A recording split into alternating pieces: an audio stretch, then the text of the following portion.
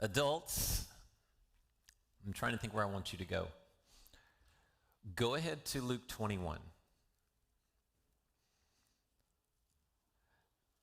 And I want you to take a visitor's card, the Connect card that's in the seat back right in front of you. And then I want you to turn to Revelation 6 and put that card in at Revelation 6.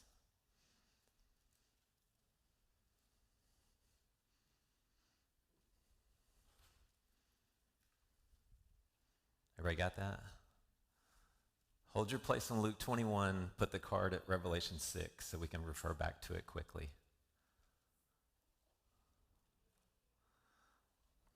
Good? That wasn't hard, was it? Seemed more difficult than it was. All right, so what we're doing, we got Jesus to Jerusalem, all right? Remember Luke 9:51, he set his face toward Jerusalem. We got him to Jerusalem, all right? And we have what we call the Passion Week, all right? Passion means to suffer, all right? It doesn't mean sort of inflamed with whatever, all right? It means to suffer, paschos, all right? It means to suffer. That's why they made the movie The Passion of the Christ. It wasn't what Jesus is excited about. It's the suffering of Christ, okay? So we call this the Passion Week, okay? On the first day of the Passion Week, we believe it was Monday, not Palm Sunday, but Palm Monday, that Jesus comes into town, all right? And we have this picture in the back here. If you're wondering what this is, all right? Down here at the bottom, you can see what's called the Wailing Wall or the Western Wall of the temple. This was what's left of Herod's temple, all right? And you can see the people. This is where they stick the little pieces of paper into the cracks and pray at the wall, okay? So that's the Western Wall, all right? Now, where the trees are inside that was the temple complex, or just huge 40-acre complex, all right? So think First Baptist Moores Lane, the entire property. That's how big the temple complex was, okay? And in the middle of that, you had what we call the temple proper, okay? So the holy place, the Holy of Holies, all that stuff, the big building was inside of that, okay? Now, on the back of that, you see the hill with the minaret in the very back. That is the Mount of Olives, okay? So what you're looking at the Mount of Olives from the west toward the Mount of Olives, and you'll see that. Zechariah 14 says what? Jesus will come back and he will place his feet where? On the Mount of Olives, okay? So at the return of Christ, Zechariah prophesies that Jesus will come and he will stand there where you see the beams of light coming out. So this is one of my favorite pictures of all time. So I love throwing this up here whenever I can. Okay, so that was the temple. You have what's called the Kidron Valley, okay? So you have the temple, you have the Kidron Valley, and then it goes up to the Mount of Olives. Everybody with me on this dynamic? Okay, so temple on the other side of Kidron Valley, back up to the Mount of Olives, okay? And on that Monday, Jesus tops the Mount of Olives, riding on a donkey, all right? Zechariah 9:9, comes down to the praise of what? To all the people saying what? Blessed is he who comes in the name of the Lord. They're quoting Psalm 118, all right? Pharisees did not appreciate this, all right? So they say what? Tell him to stop. And he goes, okay. But what? If they don't, the rocks are going to cry out. Because part of Psalm 118 is, this is a day the Lord has made, and we will rejoice and be glad in it. So when we quote that every single Sunday at church, we should go, wait a second. You're misunderstanding that phrase. It had a very specific meaning in a very specific time.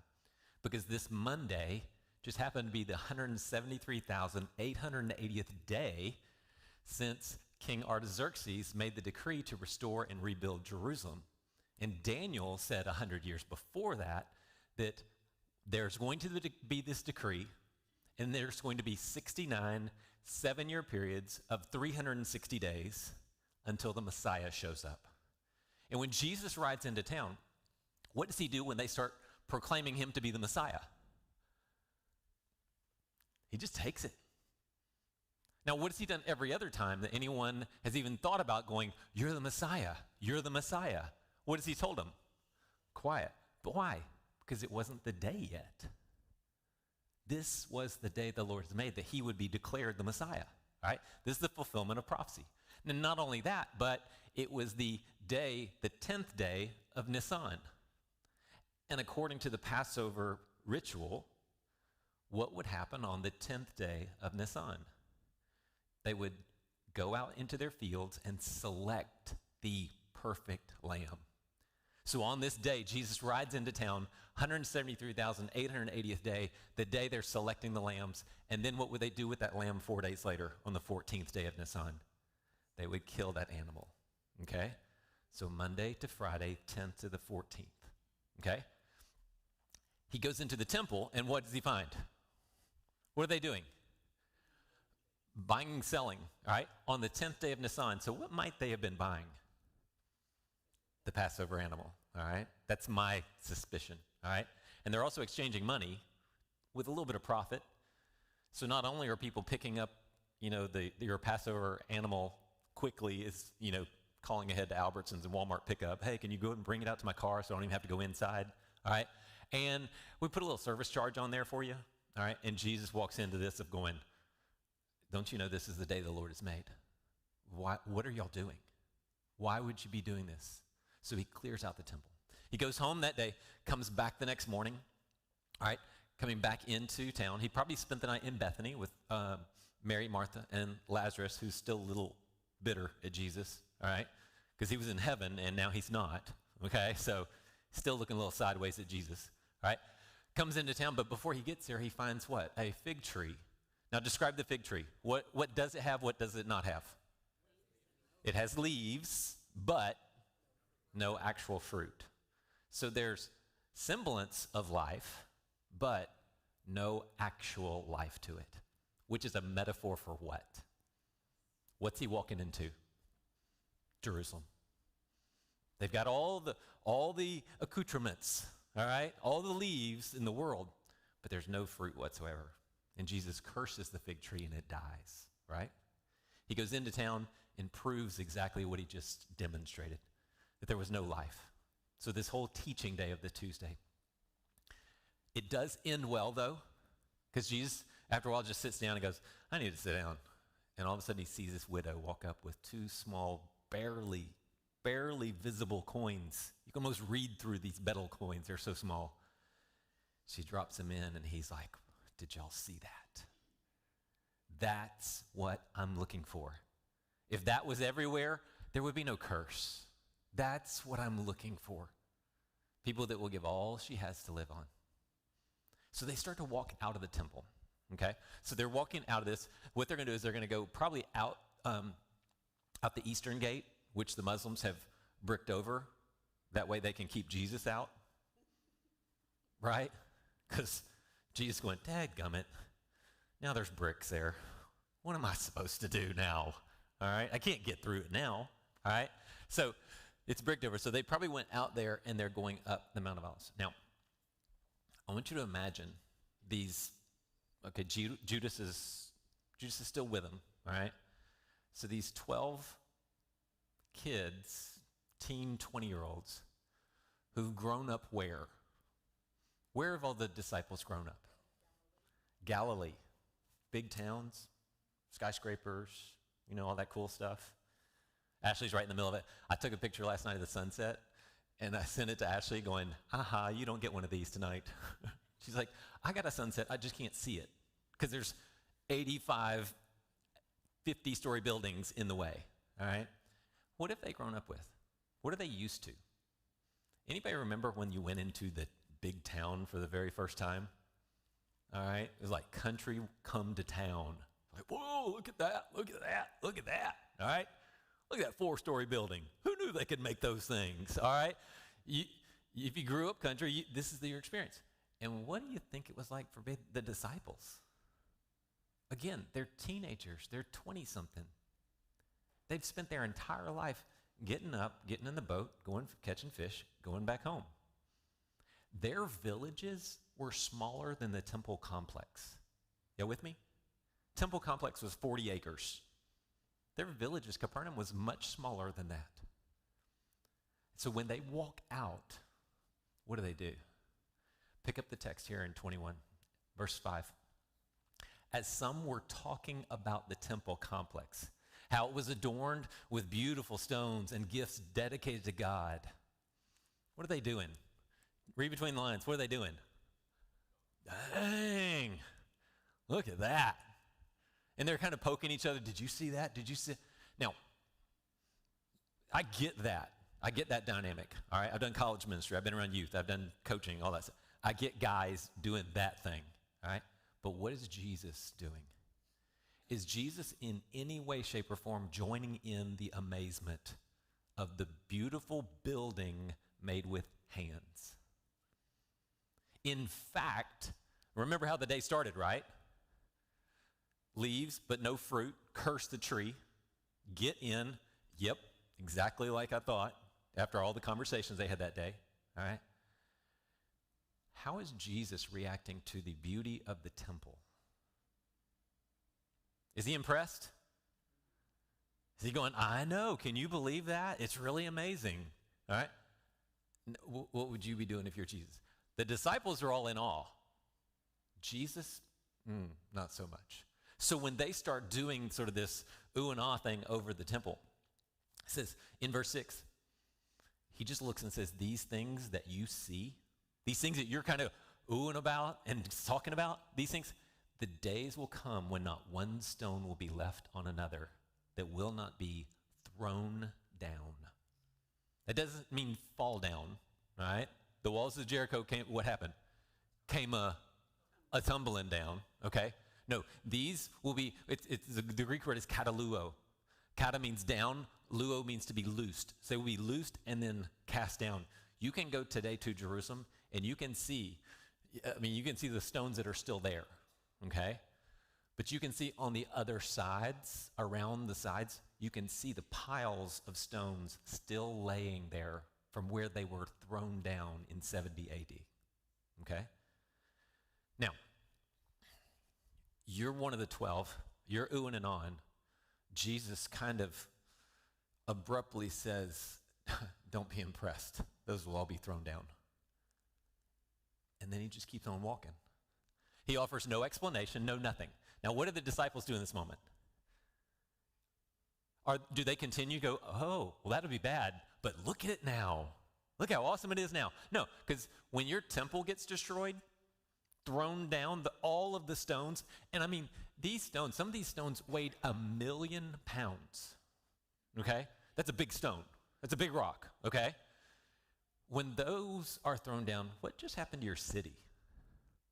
And if that just happened to your capital city, what just happened to your people, your nation? So do you think the apostles just went, oh, that'd be really bad, but it looks cool now? No, they're in awe. They're like, what do we do with that? Because Jesus has been fairly accurate over the years, right? When Jesus tells them something's going to happen, what generally happens? That, all right? So they're walking along. Jesus says, all being thrown down, and just keeps right on walking down the Kidron Valley up to the Mount of Olives. And I don't think anybody wants to ask him, right? Would you want to ask him? Jesus, I have a question. Now that you said that, can we have a conversation about this? It was so shocking to them that no one said a word, okay? Now, you can go here to Luke.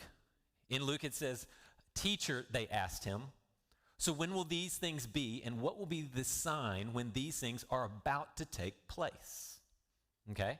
Now, Mark tells the story. Remember, Mark tells it from Peter told Mark. Mark wrote it down, all right?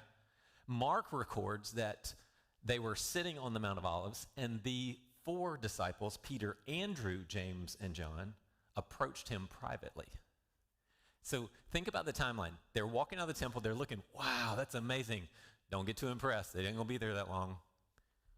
Down the Kidron Valley, back up. Jesus, I think, is kind of camping out on a hillside, just looking at the temple. And the 4 of them break off and go, okay, you guys go ask him. You guys go ask him. I'm not going to ask him. You go ask him. Okay, I'll go. Come on. Peter, Andrew, James, and John go, okay, we'll go ask him. So they sit down next to Jesus, and they ask 2 questions. Look at the questions. I want you to see the questions because this is important. Number 1, when will these things be? What things? Stones being thrown down, all right? Number two, what will be the sign? Jews like signs, right?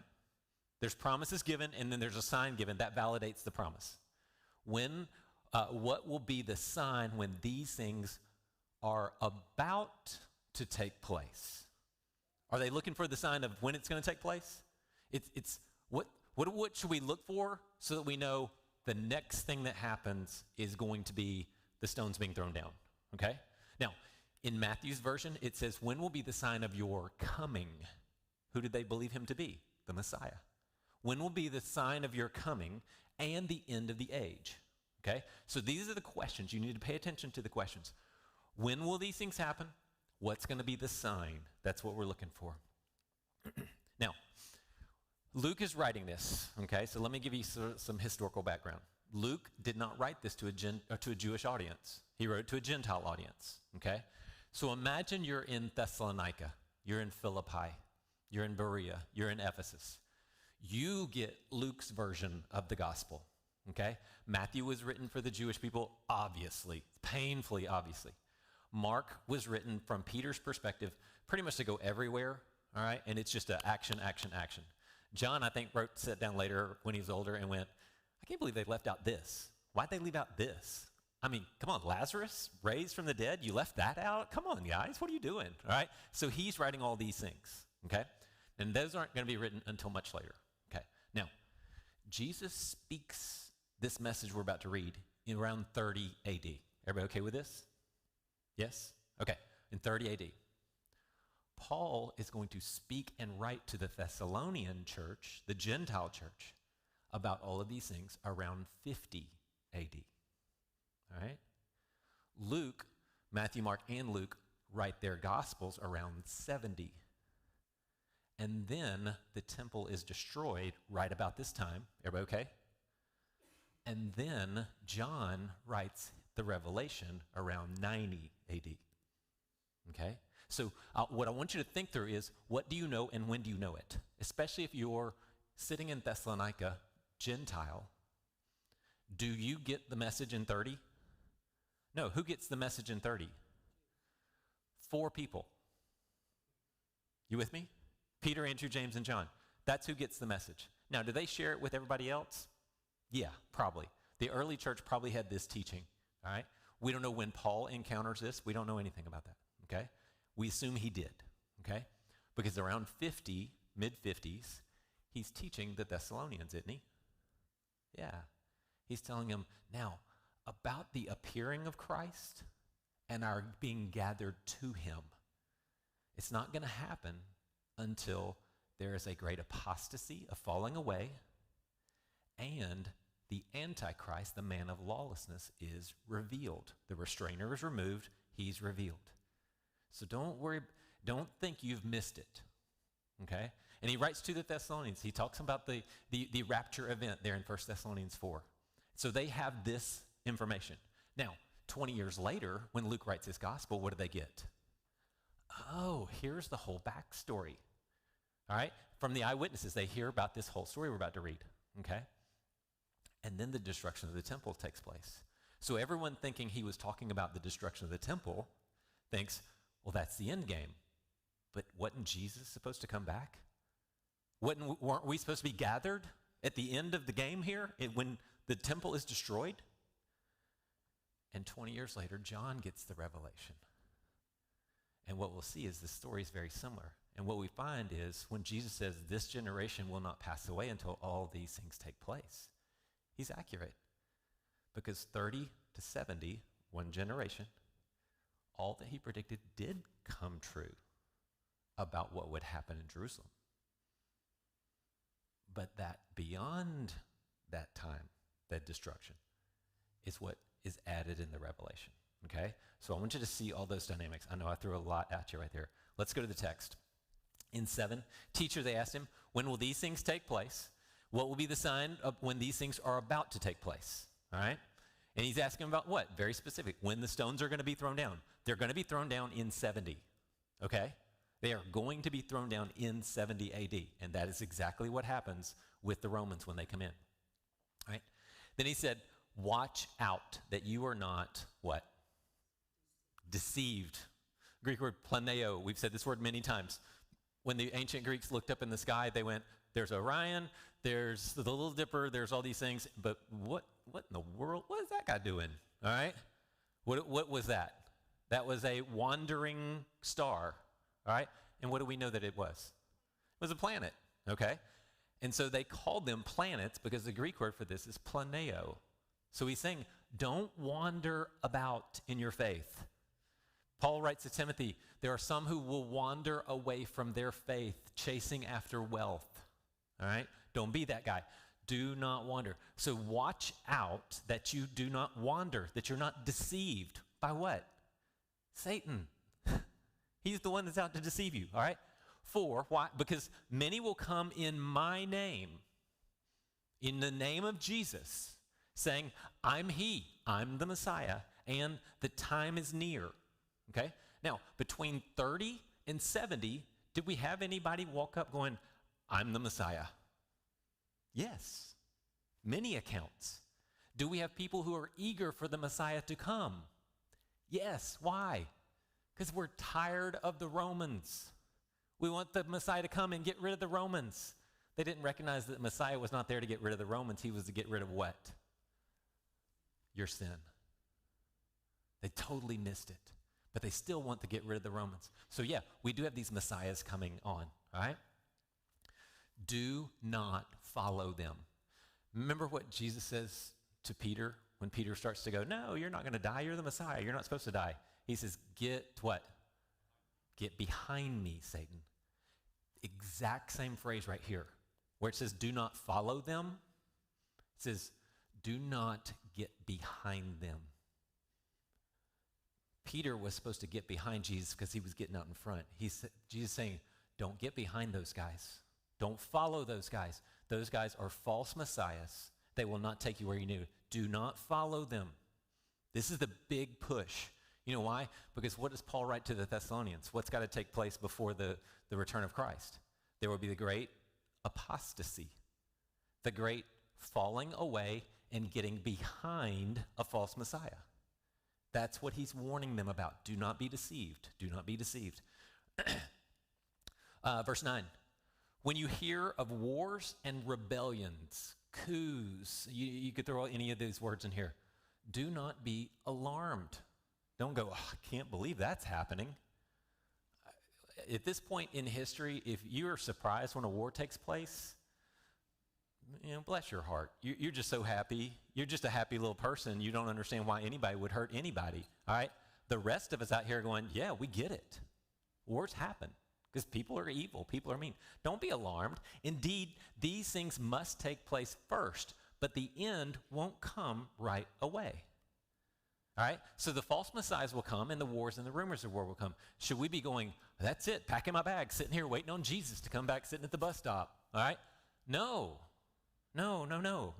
He's saying these are the things that are going to show that he's coming back. These are the things that are leading to it. But it's not here yet. Don't get all excited, pack up your bags, sit on your rooftop waiting for Jesus to come back.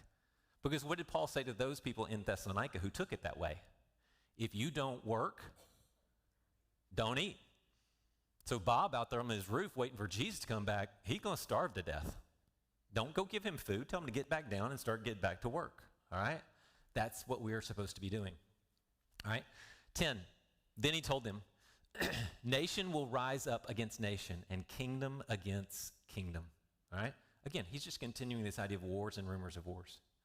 There will be violent earthquakes and famines and plagues in various places, and there will be terrifying sights and great signs from heaven. Everybody with me? So what do we get? False messiahs, right? And then what? What's next? Wars and rumors of wars, okay? And then we get what? Earthquakes, famines, pestilence. Some people, you can put the word pandemic in there, all right? That's an accurate representation of that word right there. Loimos, okay? And then what happens? Verse 12. But before all these things, they will lay their hands on you and persecute you. It's the Greek word dioko. Chase you down. All right? I've said this a few times. I said it in Wednesday night, and David keeps getting in trouble because I keep saying it. All right? Dioko means to chase down, to pursue. All right? A deacon, from this word, is to chase down the needs of the people in the church. All right? The bad people uses to persecute the people in the church. It's the same word, to chase down. All right? And they will chase you down. Okay? Now, he gives his disciples some very specific instructions. Look at this. They will hand you over to the synagogues and prisons. How many of you are worried about being handed over to the synagogue? Do you think this applies directly to us? Not so much, all right? This is very much first century, okay?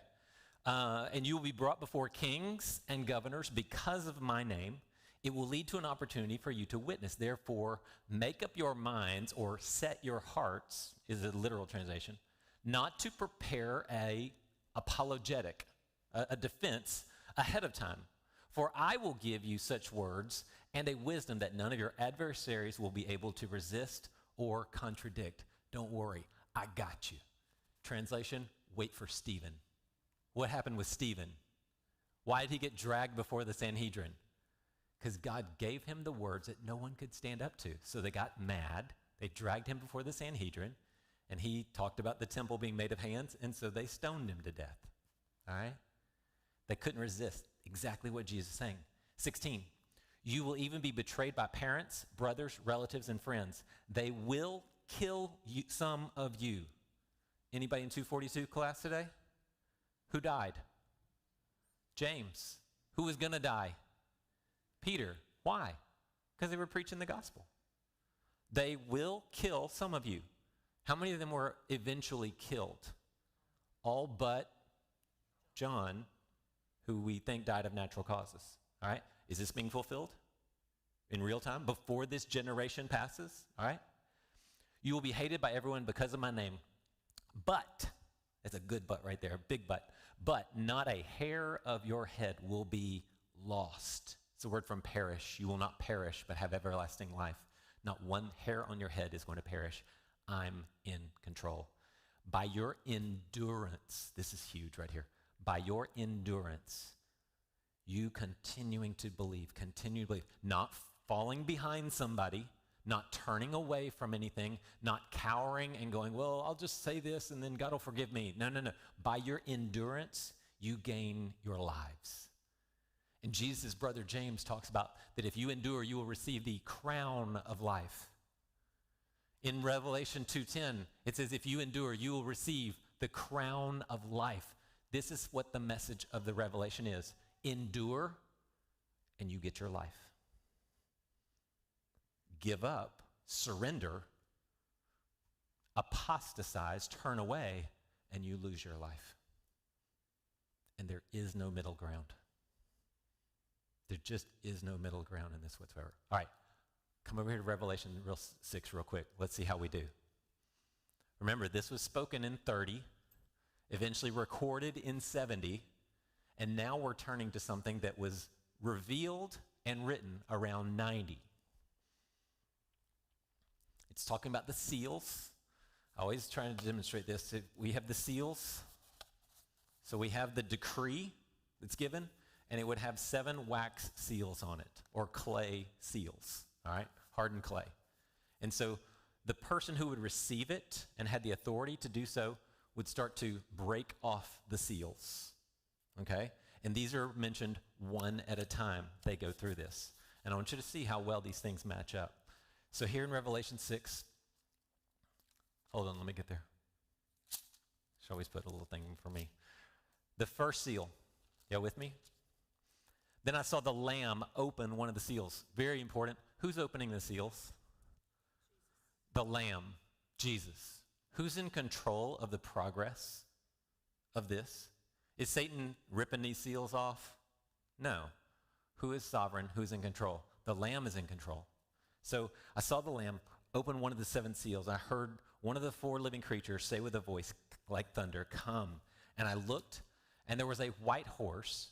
The horseman on it had a bow. A crown was given to him, not earned, given to him, and he went out as a victor to conquer. So what did Jesus say the first thing to look out for? Do not be deceived. There are going to be people who come in my name. This guy's riding on what color horse? White horse. What kind of horse is Jesus going to ride in Revelation 19? white horse. He had a bow, which means an implement of war, and a crown was given to him. Remember what one of the temptations was? Jesus, if you will bow down and worship me, I will give you all the authority over all the world. So a crown was given to him. In what exchange? Same one Jesus got. Same offer Jesus got. And he went out as a victor to conquer. So is Jesus called the first one right? There's going to be false messiahs and the Antichrist. We doing okay so far? Second seal. When he opened the second seal, I heard a second living creature say, "Come." Then another horse went out, a fiery red one. And its horseman was empowered to take peace from the earth so that people would slaughter one another, and a large sword was given to him. What does Jesus say? The false Messiah, and then what? Wars and rumors of war. What do we have here? 20 years after the temple has been destroyed. Wars and rumors of wars. Third seal. When he opened the third seal, I heard the living creature say, "Come," and I looked, and there was a black horse. The horseman on it had a set of scales in his hand. Then I heard something like a voice among the four living creatures say, "A quart of wheat for a denarius, and 3 quarts of barley for a denarius." In other words, a loaf of bread, you got to work a whole day to earn a loaf of bread. Anybody on that salary plan? I know inflation's bad. Bread's not that expensive, right? It will be. It will be. But do not harm the olive oil and the wine. What's the effect of war? I mean, you can see it all the time. Economically, what's the effect of war? Famine. You get a lack. I mean, Ukraine, you can grow anything in Ukraine, all right? You just walk around with a seed, carrying it over the soil, and all of a sudden it'll start growing, and by the end of the day, you'll have bread, tomatoes, whatever you want. All right, I'm talking, that's what Ukraine is like. But it's not right now, is it? Who's going to go farm? So what's going to happen economically because of war? Fourth, when he opened the fourth seal, I heard a voice of the fourth living creature say, "Come," and I looked, and there was a pale green horse. The horseman on it was named Death and Hades, what followed after him. Authority was given to them over a fourth of the earth to kill by sword, by famine, and by plague, and by the wild animals of the earth. What did we say? There would be earthquakes, there would be famines, there would be pestilence. How are we doing so far? What's supposed to happen next? Before all these things happen, the false Messiah will come. There will be wars and rumors of wars. There will be earthquakes, famines, pestilence. But before all this, they are going to persecute you, and they are going to kill some of you. When he opened the fifth seal, I saw under the altar the people slaughtered because of God's word and the testimony they had. They cried in a loud voice, "Lord, the one who is holy and true, how long until you judge and avenge our blood from those who live on the earth?" So a white robe was given to each of them, and they were told to rest a little while longer until the number would be completed of their fellow slaves and their brothers who are going to be killed just as they had been. How's Jesus doing so far? Is he nailing this thing? All right, in 30 AD, he gives this message, all right? 50 AD, it's communicated to the churches in the Gentile region, especially through the Thessalonian letters.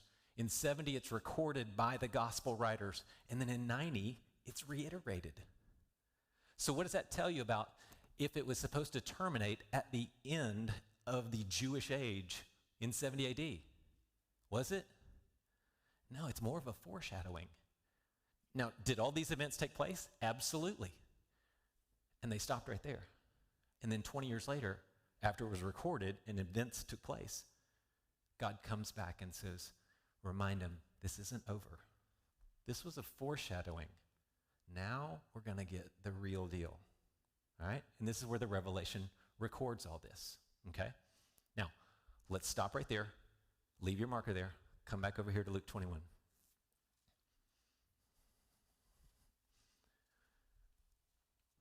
In Luke 21, verse 20, go with me? We good? When you see Jerusalem surrounded by armies, okay? Now, very important here because that's just not the way Matthew records it. Why? Who's Matthew writing to? Is he writing from people who are sitting outside the city of Jerusalem going, wow, that must be really bad for them? No. Who's his audience? The people inside the city who who are experiencing all these things. So Luke is writing from a Gentile perspective of when you see what's going on in Jerusalem, when you see the armies surrounding Jerusalem, all right, know that their desolation has come. The emptying out, the glory of God has been removed from it. All right.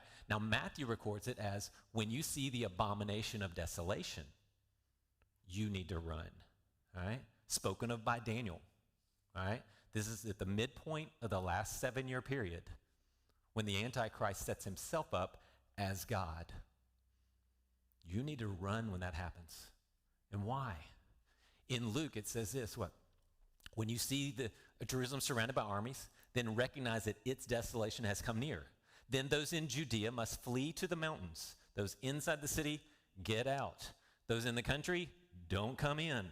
Because these are days of vengeance. All right? This is the idea of revenge. This is the idea of, I'm getting revenge, to fulfill all the things that are written. Woe to pregnant women, nursing mothers in those days, for there will be great distress and wrath against these people. This people. Which people? The tribulation is going to directly impact which people? According to Jesus' words. The Jewish people in Jerusalem. Okay? So when we see all the geopolitical stuff and people are aligning themselves against Israel, there's a video out there, some guy's talking at a college campus, and a sort of clearly a Palestinian-ish type person gets up there and starts to debate him, and he asks the girl a question. He says, true or false, do you want all the Jews to be regathered in Jerusalem so you don't have to chase them down to murder them? And she pauses and just cold stone just says, yes. That's what's going to play out. All right? These people, this great distress and wrath. Now, how does Matthew describe it? In these days, when you see the abomination of desolation, which fits into this narrative, okay? You with me? This part in 20 fits into the narrative of the story ahead, before it. When you see this, you need to run, because this is going to be days of distress and wrath against this people. Now, is that the wrath of God against these people? Or the wrath of their neighboring countries? This is what it's going to be. Wrath is going to be poured out. Keep going in the text. They will fall by the edge of the sword and be led captive into all the nations. And Jerusalem will be trampled by the Gentiles until the time of the Gentiles are fulfilled. How bad is this going to be? In Jeremiah 30, verse 7, it says, there will be a time of Jacob's trouble, such as never been this way and never will be again. The Holocaust? Yeah, worse. The days of Antiochus Epiphanes, when he comes in and just ravages Jerusalem. Yep, worse. Anything you can imagine that's happened to the Jewish people up to this point? Worse. Daniel 12:1 says exactly that. When Michael stands up, the archangel that protects Jerusalem, protects Israel, when he stands up, and it literally means not to stand up to fight, but to stand up and go, all right, I've been protecting you for thousands of years. Now I'm just going to stand up and let them go. Then the time of the Gentiles will come in, and they will be devastated. In Revelation 13, it says exactly that. For 42 months, they will be oppressed. They will face tribulation, tribulation, tribulation. In that passage, you saw it says they will be killed by the sword and taken captive. In the Revelation 13:10, it says if anyone is destined for captivity, into captivity he goes. If anyone is to be killed with a sword he will be killed. This demands the perseverance and the faith of the saints. What's the message? By your endurance, you will gain your life. This demands the perseverance and the faith of the saints. Because what's the temptation going to be? What is Jesus trying to prepare his guys for? What is he trying to prepare us for in the Revelation?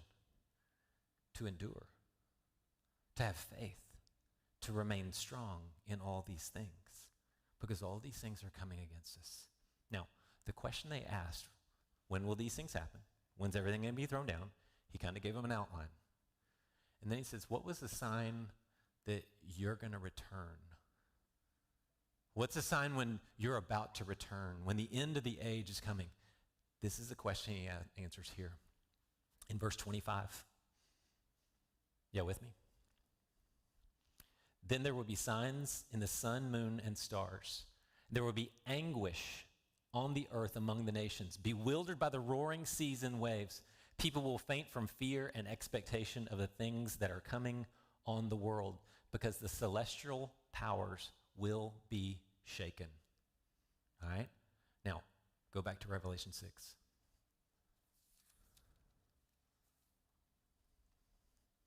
Because we did the first 5 seals, right?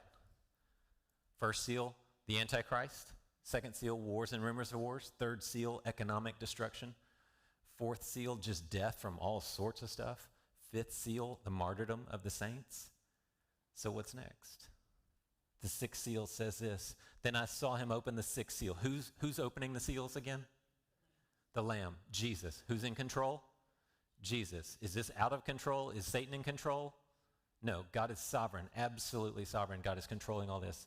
Then I saw him open the 6th seal, and a violent earthquake occurred. The sun turned black like sackcloth made of goat hair. The entire moon became like blood. The stars of the heaven fell to the earth as a fig tree drops its unripe figs when shaken by a high wind, and the sky separated like a scroll being rolled up, and every mountain and island was moved from its place. Then the kings of the earth, the nobles, the military commanders, the rich, the powerful, and every slave and free person hid in the caves among the rocks of the mountain. Then they said to the mountains and the rocks, you fall on us, mountains and rocks. You hide us from the face of the one seated on the throne and from the wrath of the Lamb, because the great day of their wrath has come. And who is able to stand? Does that sound like what Jesus just described? Didn't he? Do you see do you see how these are parallel structures? He's been talking about they are for fear, expectation of the things that are coming. In verse 27 of Luke 21, then they will see the Son of Man coming in a cloud with power and great glory.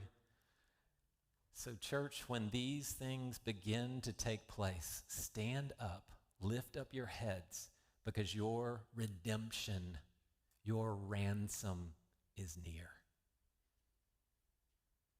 That's the blessed hope that Paul wrote to Titus about. In the midst of all of this chaos, in the midst of all of these things, your endurance will gain your life. Your perseverance and your faith in the person of Christ is what will save your life. And now he says very clearly, stand up, lift up your heads, because your ransom. I've told you before, I hate the word redemption. I just hear an old hymn being sung. I just don't like the word redemption. It's the same word for ransom. Imagine being trapped, caught, prisoner, and someone came in and pays the price. And all of a sudden the door opens and someone goes, you are free to go. There's no more captivity for you. There's no more death. And like Austin was saying, Jesus wins. Jesus wins in all of these things. But it demands your perseverance. It demands your faith. It demands you stop clinging to these earthly things, these trivial positions, these trivial trinkets, and focusing your life on Christ. Luke ends this with saying this. Verse 36, but be alert at all times, praying that you may have the strength to escape all these things that are going to take place and to stand before the Son of Man. That doesn't mean just stand there. That means stand there having done all things that he was asked. That means standing there in your full endurance, in your full assurance of your faith, standing there saying, yes, God, I followed you. I will always follow you. I'll continue to follow you. Are they hungry? I will feed them. Are they thirsty? I'll give them something to drink. Are they in prison? Are they sick? I will go visit them. I will do all these things that you have asked me so that I'm ready for your return. That's what it means to be ready for the return. You're doing the work that will allow you to stand in all confidence before the Son of Man. Pray for that. Pray for that assurance. Because, folks, your ransom is coming. Your ransom is coming. That's what we believe. Father, don't allow us for a second to lose sight of the beauty of the price you paid for us. This ransom atoning payment of the cross just becomes so beautiful when we consider that what we are up against, the bondage that we have to sin, is going to be stripped away, totally destroyed because of what you did for us on that cross. So, Father, I pray for everyone in front of me here today that you would give them the courage to stand in all these things, to escape all of these things by their endurance, by their faith, by their perseverance, no matter what is thrown up against them. And I pray that they will have done all you have asked and lived a beautiful, amazing, romantic life so they could stand before your throne. That they can do that with full confidence and joy, knowing that all they did was live a life of gratitude for the ransom payment that you gave at the cross. Father, give us the endurance. Let us wake up every day, sit at that cross until we have the strength to stand.